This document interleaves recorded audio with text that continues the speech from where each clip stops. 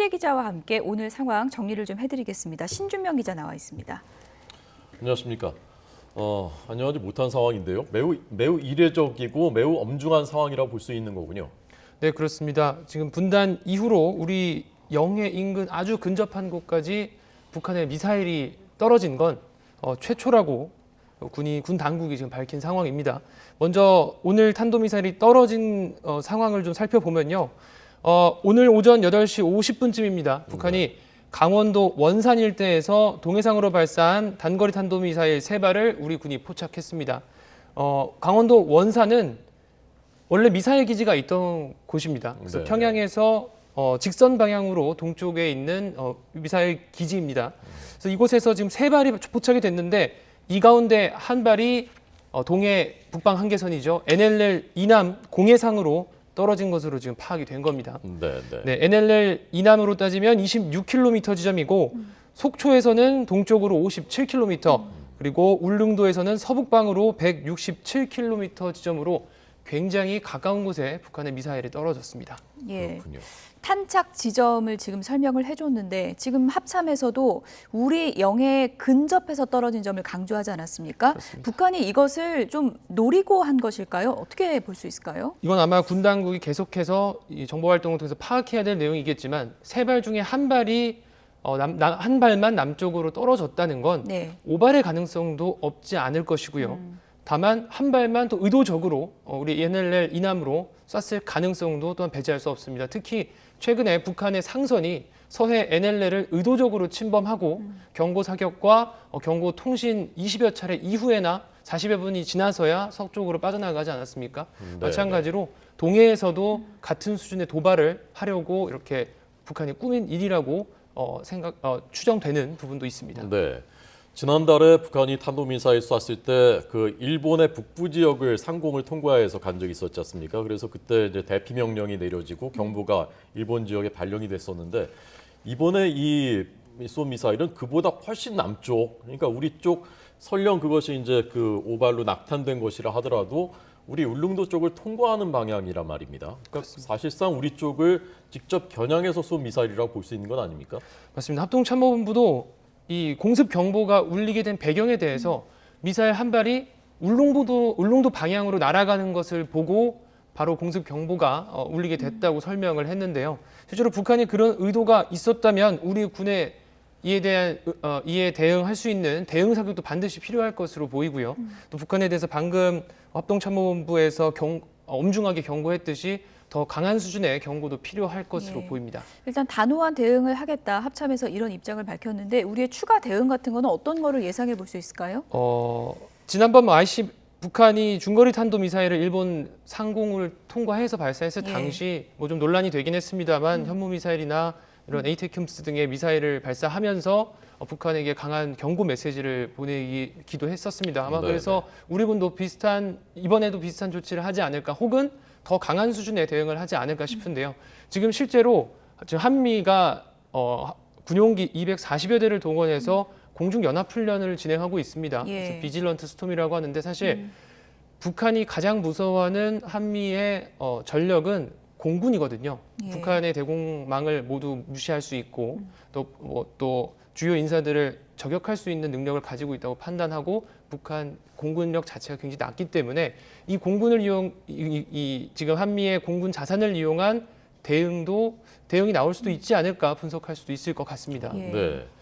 제 기억에 북한이 동해 쪽으로 탄도미사일 쐈을 때 일본 상공을 통과하는 그쪽 방향은 과거에 여러 차례 있었지만 우리 쪽 그 상공을 향해서 이쪽 방향으로 쏜 것은 제 기억에는 거의 없었던 일인 것 같은데 북한이 어떤 의도를 가지고 이 시점에 이런 일을 한 것으로 분석할 수 있습니까? 사실 북한이 최근의 활동들을 좀 살펴보면 서해 NLL을 침범한 상선 이전에는 포사격이 계속해서 이어지지 않았습니까?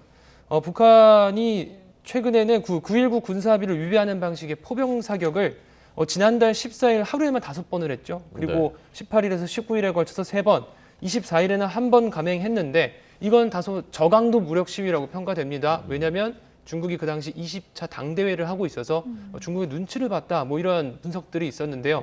하지만 북한은 이제 오는 7일에 있는 미국 중간선거를 앞두고 더 높은 수준의 도발을 할 것이라고 지금 계속 예측이 되고 있죠. 또 국정원에서 그렇게 설명을 하기도 했었고요. 그래서 북한은 이렇게 볼 수 있습니다. 북한은 이제 어떤 것도 눈치를 보지 않고 자신들이 계획했던 그 단계대로 7차 핵실험까지 나아가지 않을까. 이것도 그중에 일환이라고 보고 또 북한이 이런 식으로 계속해서 조금씩 도발을 이어가는 건 우리에게 책임을 전가하는 겁니다. 너희들이 한미 연합훈련을 했으니 이제 우리도 너희들의 그 연합훈련에 반발하는 조치를 한 거다. 이 한반도 긴장 조성의 책임은 남한과 미국에 있다. 이런 식의 메시지를 전달하는 것으로 보입니다. 예. 오늘 오전에 상황이 상당히 긴박했습니다. 지금 울릉도에 공습 경보가 발령됐고 긴급 대피하라는 안내 방송이 이제 울릉도에서 나오면서 주민들이 대피하기도 했었는데 당시 마을회관의 안내 방송 어떤 내용으로 됐는지 한번 들어보겠습니다. 미사일이 울릉도 인근에 떨어졌다 합니다. 그리하시고 당분간 오전엔 너무 자살이 마시기 바랍니다. 감사합니다. 미사일이 울릉도 인근에 떨어졌다 합니다. 그리하시고 당분간 오전엔 너무 자살이 마시기 바랍니다. 감사합니다. 네, 미사일이 울릉도 인근에 떨어졌다고 합니다. 외출하시지 마시기 바랍니다라는 많이 놀랐죠. 우리 많은 국민들도 방송 보시다가 이제 크게 이제 긴급 자막으로 자동으로 표출되게 되는 겁니다. 그것이 이제 공습 경보 발령되면서 우리 국민들도 다들 놀라셨는데요. 자, 이 울릉군 주민들 얼마나 놀라셨겠습니까? 예. 자, 다시 한번 들어보겠습니다.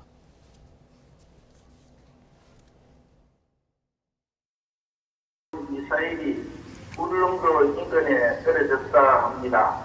그리하시고 당분간 오전엔 너무 자살이 마시기 바랍니다. 감사합니다.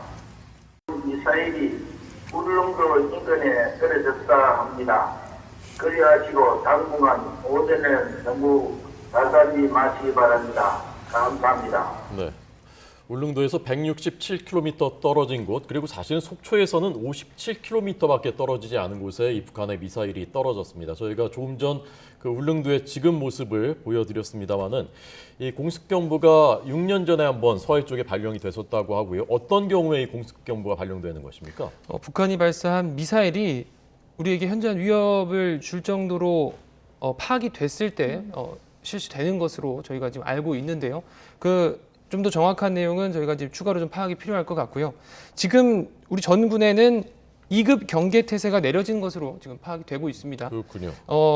이게 사실 각 군에서 전군 2급 경계 태세가 내려졌을 때 어떤 조치를 취하는지는 보안 사항이라 저희가 지금 당장 이곳에서 말씀드리는 건 부적절할 수 있고, 다만 전 인원들이 소집돼서 배치 지역에 배치돼서 경계를 강화한다 정도로 파악하면 될 것 같습니다.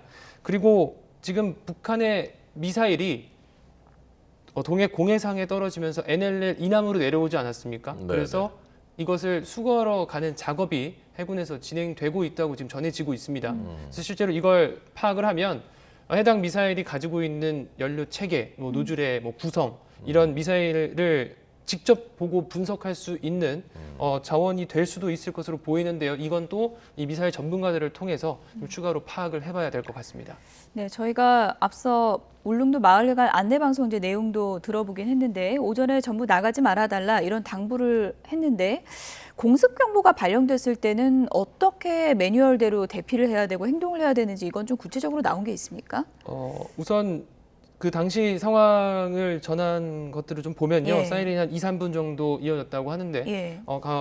아마 방공호로 대피하라는 내용들이 담겨 있을 것으로 좀 보이고요. 네. 또 사실 이렇게 TV나 라디오를 통해서 계속해서 방송을 청취하는 것도 굉장히 중요하다고 또 좀 전해지고 있습니다. 그래서 지금 공습 경보가 해제됐다는 얘기가 다소 있었는데요. 유지되고 있습니다. 군에서 계속해서 강조하면서 그렇군요. 계속해서 공습 경보가 유지 중이니 아직까지 주민들은 대피 상태로 좀 계속해서 라디오나 TV 방송을 들으시면서 좀 대비해 주시는 게 좋을 것 같습니다. 네. 자, 공습경보, 말 그대로 공중에서 이제 습격하는 것에 대한 이 경보가 발령되는 것입니다. 미사일이 직접 우리 쪽 상공을 통과했고 또 그 한 발은 그래서 거기 떨어졌고요.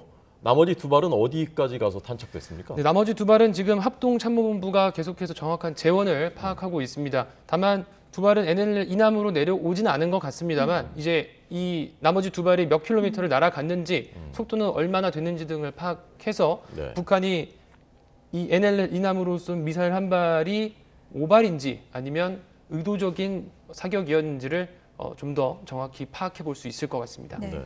북한이 워낙에 최근에 이제 미사일 도발을 잇따라서 이어온 상황이긴 하지만 최근에 북한에서 끔찍한 대가를 치르게 될 것이다. 이런 또 엄포를 놓기도 해서 최근에 도발이 더 좀 심상치 않다. 이렇게 볼 수 있는 그런 내막이 있는 거죠. 맞습니다. 예. 오늘 오전이었죠. 오늘 오전에 박정천 북한노동당 중앙군사위 부위원장이 이렇게 얘기를 했습니다.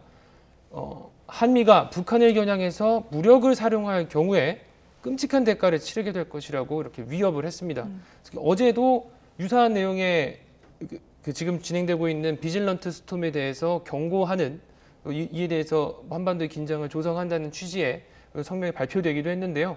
북한이 이번 탄도미사일까지 지금 포함하면 올해만 벌써 26차례입니다. 예. 또 윤석열 정부 출범 이후로만 따지면 15번째고요. 예. 북한이 계속해서 미사일 도발을 하고 있는데 아직까지 나오지 않은 게 이제 대륙간 탄도미사일, 이제 미국 본토까지 닿을 수 있는 사거리를 자랑하는 파성 17형 이런 미사일들의 발사가 아직은 없었지 않습니까? 이제 가장 강력한 수준의 미사일 발사로 한반도의 긴장을 최고조로 만들지 않을까 굉장히 우려되는 상황입니다. 네.